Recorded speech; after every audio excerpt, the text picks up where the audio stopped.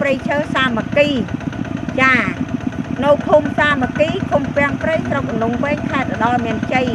នាងខ្ញុំការពារធនធានធម្មជាតិព្រៃឈើនេះគឺចាប់តាំងពីឆ្នាំ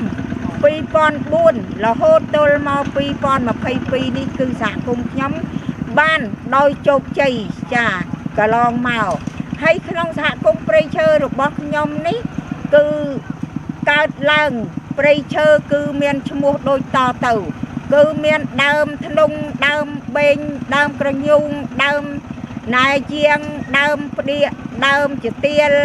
គឺដើមមកដួលធនធានព្រៃឈើធម្មជាតិនេះតាំងពីឆ្នាំ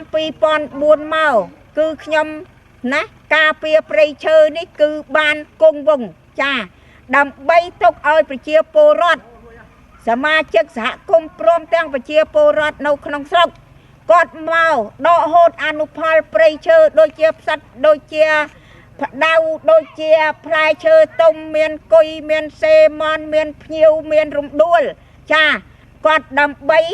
មកដកហូតណាយកទៅលក់ដូរតាមឈ្មួញកណ្ដាល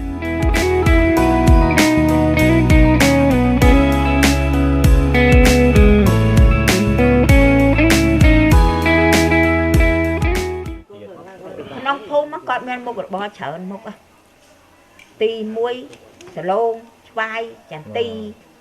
ដល់ផុតពីហ្នឹងទៅដល់ខែរដូវផ្សិតចូលព្រូក្នុងព្រៃចឹងហើយខ្ញុំនឹកឃើញភូមិខ្លួនឯងប្រជាជនខ្លួនឯងអ្វីតែគាត់មិនចូលជាសហគមន៍មូលហេតុខ្លះគាត់មានណែជីវភាពគាត់នៅមានកម្រិត